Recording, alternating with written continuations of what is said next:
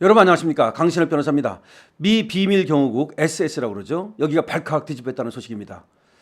자, 미 비밀 경호국 무슨 일을 합니까? 요인을 경호하는 역할을 합니다. 대통령, 그리고 또 전직 대통령, 그리고 또 산부 여인, 뭐 이런 사람들 다 비밀 경호국에서 경호하는 것이죠. 이거를 이제 SS라고 부릅니다. 여기가 발칵 뒤집혔다. 어떻게 된 거 보니까 지금 베테랑들이 줄사표를 내고 있다는 겁니다. 인력이 빠져나가고 있다는 겁니다. 왜 그러냐? 업무 강도는 너무 높은데 보수가 낮다. 심지어 말이죠, 초과로 일을 시키고 나서도 이 초과 수당을 제대로 지급을 안 하고, 또 때로는 말이죠, 이 보수가 밀리는 일까지 있답니다. 글쎄, 미국에서 이런 일이 벌어진다고 그러니까, 더군다나 비밀 경호국에서 이런 일이 벌어진다니까 좀 믿기질 않는데요. 자, 이번에 또 언론에서 보도를 했습니다. 돈도 안 주면서 일은 엄청 시킨다, 그렇게 보도를 하고 있네요. 미국 공화당 대선 후보 도널드 트럼프, 저번에 말이죠, 암살 시도 있었죠. 이때 비밀 경호국에서 한 번은 제대로 막지 않았습니까? 골프장에서 말이죠. 물론 한 번은 운이 좋아가지고 기가를 스치면서 트럼프가 위기를 모면했습니다만은 그거는 실패한 것이 아니냐라는 얘기가 나오고 있습니다. 그런데 얼마 전에 골프장에서 또 누군가가 이 총구를 딱 들이밀고 트럼프를 노리고 있었는데 그거 잡지 않았습니까? 이것이 바로 SS가 하는 일인데, 어떻게 보면은 이 트럼프의 경우도 어느 정도 실패했다고 보는 것인데, 그 이유가 뭐냐? 이미 예견돼 있었다, 이런 얘기가 나오고 있습니다. 뉴욕타임스가 보도를 했어요.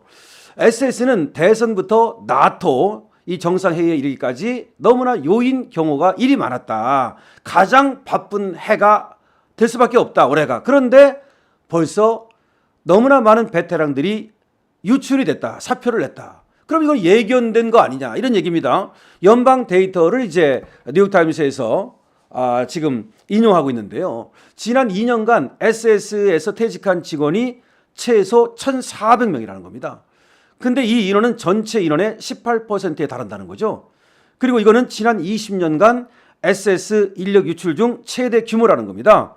그래서 저번에 SS 국장이 무슨 말을 했냐? 조직원 전체를 대상으로 이메일을 보내면서 지금 인력이 가장 중요한 때다, 그러니까 사표 내지 말라는 얘기죠. 이렇게까지 위기의식을 보였다는 겁니다.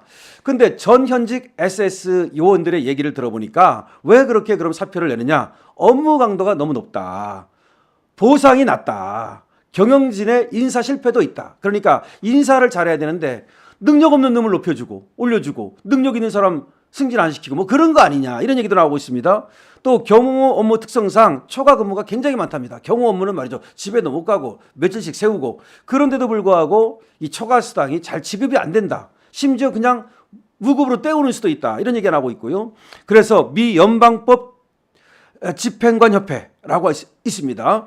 여기에서 지난달 SS 직원들을 대상으로 조사를 해봤더니 응답자의 44%가 무려 지난해 초과 근무 수당을 제대로 받지를 못했다, 이렇게 얘기를 했다는 겁니다. 지급받지 못한 근무 수당만 3만 달러 이른다. 전체를 따져보니까 이 사람들이 지급받지 못한 초과 근무 수당만 무려 3만 달러 이르더라, 이런 얘기가 나오고 있습니다.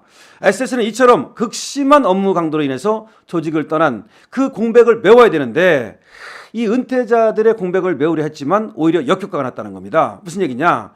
은퇴 후에 다시 SS에 재입사를 이제 시켜보려고, 베테랑들이 떠났으니까 그 사람들을 다시 불려오려고 했는데, 그렇게 되면 퇴직연금과 근로임금을 동시에 받을 수 있다는 소식에 현직 직원들이 너도나도 퇴사를 하고 다시 들어오는, 이게 무슨 말이냐면 퇴사했던 사람들을 다시 불러들이니까 그 사람들은 퇴직연금 받잖아요.